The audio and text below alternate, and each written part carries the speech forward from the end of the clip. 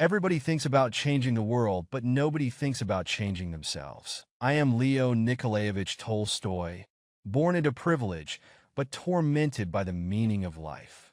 I fought in war, lived in luxury, lost myself in excess, and then abandoned all that in search of truth. I wrote novels that shocked the world, but I despised them.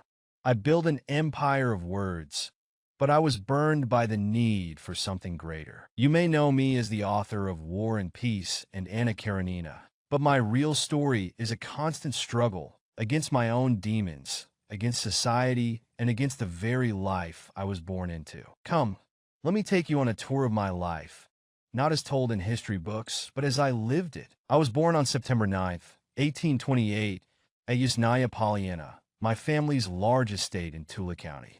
I was born into wealth, into Russian aristocracy, into a life of privilege that should have ensured my comfort and happiness. But from the beginning, my life was marked by loss. My mother, Princess Maria Volkonskaya, died before I could even remember her face. My father, Count Nikolai Tolstoy, followed her to the grave when I was only 9 years old.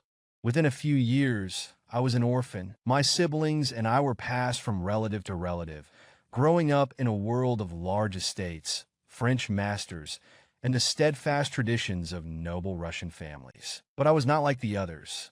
Even as a small child, I was restless. I loathed school, hated discipline, and felt a deep, inexplicable emptiness. I read voraciously Pushkin, Rousseau, Sterne, Voltaire, but the books only deepened my questions. Why was I here? What was my purpose? Did life have meaning? When I was 16, I entered the University of Kazan, following my family's wishes. They wanted me to be a diplomat, an academic, a politician. But I was a terrible student. I abandoned my studies and returned to Yasnaya Polyana, wasting my days gambling, drinking, and chasing women. I was lost. At 23, I fled my failures and joined the army, enlisting in the Crimean War. The war changed me. I fought in the siege of Sevastopol, where death surrounded me, where I saw young men torn apart by cannon fire, where I learned that war was not about glory. It was about pain. There, in the trenches, I began to write. My experiences became the sketches of Sevastopol, 1855 to 56, raw and unrelenting accounts of the brutality of war. The Russian literary world took notice. They called me a rising star. Turgenev, Dostoevsky, even the Tsar himself praised my work. But the war made me disgusted with violence. I resigned from the army, returned home, and decided to devote my life to writing. I was famous. I was young.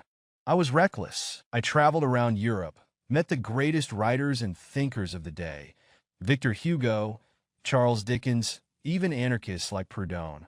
I was attracted to radical ideas, but I lived like a nobleman. I condemned wealth, but I enjoyed it. Back in Russia, I gambled away entire fortunes, lost everything at the card tables, then returned home and wrote about morality. I preached virtue, but I indulged in women, drinking, and debauchery. I wrote The Cossacks, 1863, inspired by my time among the wild, free Cossack tribes, longing for their simplicity. But I was not free. I was torn between my desires and my soul. Then I met Sophia Bersh and everything changed. Sophia Bersh was 16 years younger than me, a smart, intelligent woman, full of life and commitment. We married in 1862, and in her I found stability. Our early years were full of passion, love, and endless nights of writing.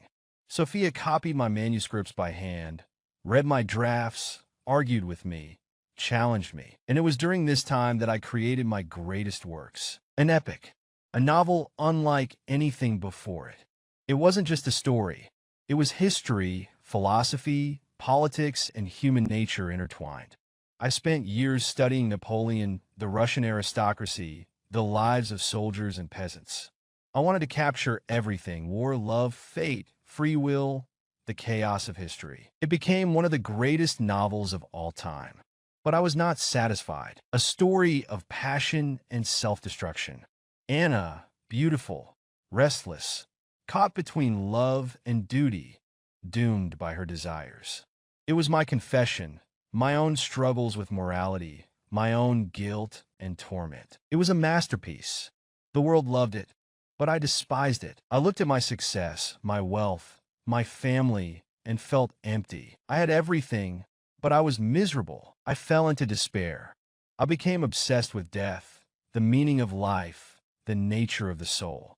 I read the Bible, Buddhist scriptures, Hindu texts, looking for answers. And then I renounced everything. I abandoned my aristocratic life. I renounced my wealth, my titles.